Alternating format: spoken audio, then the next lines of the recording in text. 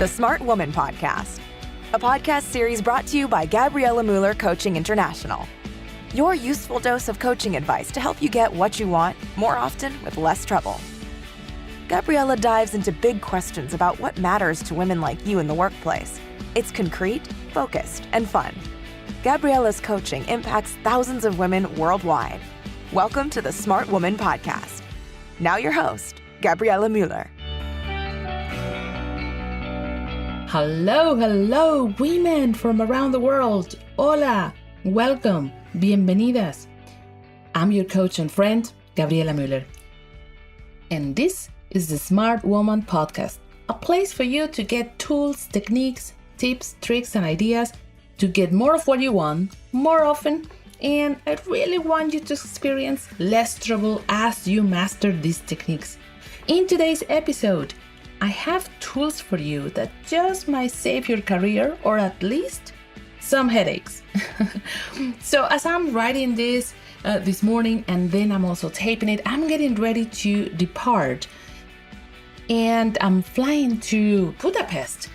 I'll be coaching a top talented women from Eastern European countries in the STEM area, which is science, technology, energy, and math. And I'm excited to do that because this is part of what I do to empower more women to get to those tables, the ones that really make decisions and assign resources. And the more women we have in those mixed, diverse teams, the better world this will be. That's very simple. That's my vision, and that's what everything I do, whether I'm podcasting, blogging, writing, talking around the world, speaking, giving courses, seminars, all this is aimed at that vision of that world that I have in my mind, striving always at equality at all fronts. In order for us to change the current numbers of women out there, even in your own organization, as I'm speaking, think about how many women can you see in the board of directors of your own organization?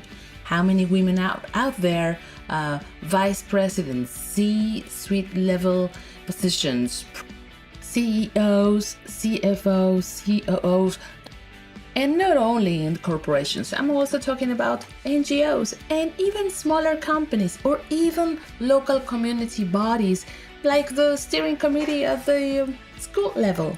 Think about who is actually running the show. When you look at those teams, are they diverse? And although diversity covers much more than just gender, I will specifically be talking about the number of women in those teams. And we know that gender diverse teams perform better, they outperform their competition, their bottom lines are impacted, and the results in mid and long term pay off. So you and I would say, well, that's a no-brainer, right? if diversity is good for business and it's a smart business decision, then we will have more of that. And I would say yes, and there's still a lot of things to do. While we get there, we're working on our side, on what we as women can impact every day, every meeting, every presentation, every morning you show up. Those things that you can control, those aspects you can influence with and get better results, the ones that you can decide to change and polish, those are going to be the things we're going to be working on. And to give you more tools for that toolkit today, I've got something for you. Especially for those moments where you are speaking and you are wondering if your listener is still there with you, or he already tuned out because of whatever reason. And you wonder, my message didn't come across, or even worse, you've been interrupted and you could not deliver and get to the point. So if you have found yourself, and I'm sure we have all been victims of this, whether we are causing it or the other ones are doing it, we have all experienced this to a certain degree. Chicas, if you are like me and you are in business, you are bombarded by tons of information every day, perhaps even more than we ever were before, through social media, digital information sources, and people around us. We're more connected than ever before.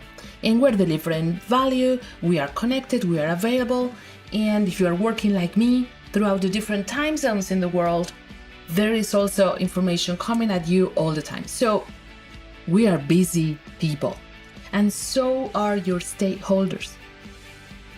Now, talking about attention span and how it has dropped for many of us in this digital era with our smart devices always available, delivering WhatsApp messages, inboxes getting fuller every day, and we are actually competing against all these things as we're also attempting to deliver a message to any stakeholder. So here's what I want you to do to make this very real. I want you to imagine this scenario. Imagine you have one of your stakeholders in front of you. Someone who's busy, who's in demand. Let's make him a he in this little mental role play. His time is limited. You have to communicate something important to him. You notice that he doesn't have a lot of time. He's looking at his watch and he says, "Yes, I've got 30 minutes for you. Go ahead." Voila, now you're on. How much context would you give him? How would you tell the story or the background of the topic? What would be the words you would use to keep him focused, engaged, and get to the point? How long will your sentences be before you lose his attention or before you get interrupted? Remember, you are aiming at delivering a message and also getting something. Either you want his approval, you want an opinion, you want an input, something. To illustrate the solution of this common problem, I'll tell you a concrete example of how I helped Julia fix this. Julia is a client of mine and she leads a European Middle East part of the sales task force in one of the most important pharmaceutical companies we have in Europe. Now, she is lovely and warm, smart, and God, he is chatty, long-winded, and her friends used to call her sweet chatterbox before she came to my coaching. Now you have to understand, Julia's boss, Brian, he is exactly the opposite. Gets to the point, a bit reserved, short attention span, busy, and he rules his life with this one motto: conciseness rules. Now you can already see the problem, right? As her communication coach, I asked her to tell me how she would normally communicate with him, which is something that I do with all my coaches around the world. I want to first raise awareness of what they are already doing. And this is Julia's speech before my coaching. "Hey Brian, I want to talk to you and tell you a little bit about a problem that we have with the team of the Middle East. That team, you know them, Peter, Anya, and Abdul. They're great guys, but well, long story short, let me tell you that I was talking to the team and apparently not everything is going as we expected it in this delivery. The supply line had a delay and our client was very upset this morning and I was with them all the time on the phone and oh my God, blah, blah, blah." Now you can imagine that by now Brian's patience was over. I mean, hey, me too. When she told me that first option, I said, "Oh, where are you going with this story?" So he would interrupt her and demanded concrete points, and of course Julia was increasingly frustrated because she had a feeling she could never really get to the end of what she wanted to do before she got either interrupted or before she lost Brian's attention, especially under stressful situations like this one. Now, don't get me wrong, I'm sure that Brian could do a lot to improve his own communication skills. In this particular case, I was only coaching Julia. So I wanted her to succeed and get what she really wanted. And I knew that she was over-explaining and under-prepared. So I coached her, and only after one session, she got these two pieces that I want to give you right now. grab a piece of paper so you're also able to make your own notes about this. And the first one is headline. The second tool is the 3-sentence rule. Okay, let's keep it simple. Headline. You start leading with a headline. Now think about a newsletter headline or those online news. How do they catch your attention? They are short, to the point. They have somewhere around 5 to 6 words. They are about the main topic and only one, no más, uno. In this case, trouble in the Middle East supply chain. Boom, to the point. Now, Julia would have Brian's attention at this point. Now, the second tool in your Swiss Army knife, in your toolkit, would be the 3-sentence rule. And this is something that I read years and years ago in The Economist. And because it's so effective, it got revived and reused by many different methodologies and coaching models, and even by media. The first sentence that comes out of your smart mouth is big picture of the situation. Resist the temptation to dive into too many details. The second sentence can be more specific, and it describes the real-time situation or the solution. And yes, you can give a little bit more information, and remember, still less is more. And the third sentence is a conclusion or a question. And by the way, in this last sentence, words you want to use are very specific. Finally, in conclusion, you have a question for me. You may notice that you can keep it in a positive tone, and at the same time it sounds assertive, as if every sentence has a dot at the end. Julia was excited to try this technique with her own boss and see if things would go better. She did. She sent me this next version of her same speech, and then she would deliver it. So be aware, the same thing, same situation. Brian, I want to keep you in the loop about something important. Delay in the Middle East supply chain. That's the headline. The supply stopped 24 hours ago, and our team was quick to mobilize all the resources from Dubai. Our customer complained, we had a conference call, and I sorted out.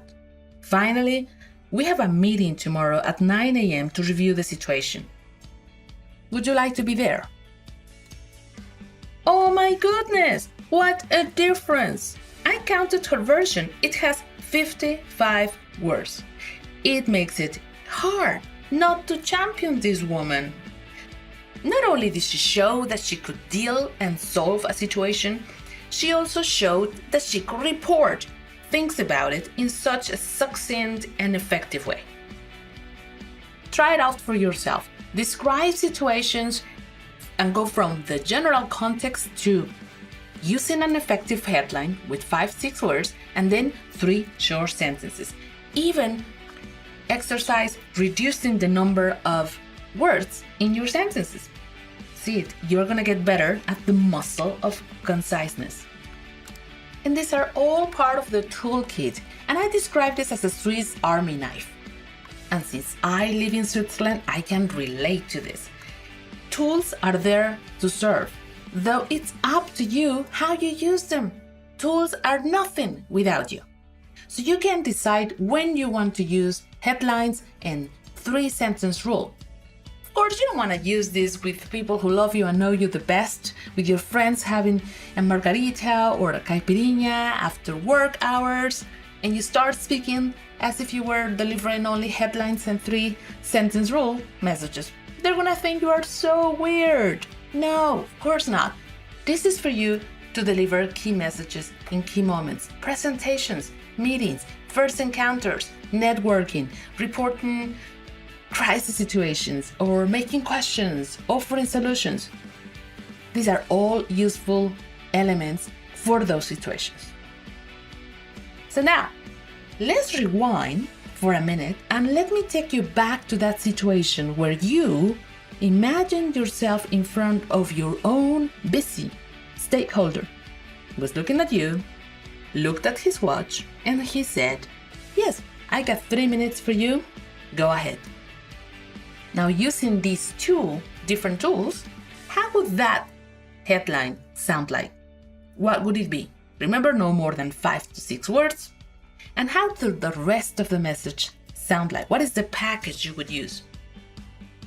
And many of the women that I coach around the world ask me at this point this one question: "Gabriela, does this apply to email?" You bet it does. Headlines and 3-sentence rules are awesome tools for you to write effective emails that get to the point. Now that you have these golden nuggets and tips, pass them on. Please share this podcast with other women who can benefit from this. The quote of the day: less is more. Now, chicas, amigas, let's connect. Twitter, Gabriela Mueller. Instagram, Coach Gabriela Mueller. Facebook, Gabriela Mueller Coaching. And if you want to sign up for my newsletter and get even more tools that sometimes will only get to you via email, sign up for this under gabrielamueller.com. I wish you now a successful day. Until next time in the Smart Woman Podcast. Hasta la vista.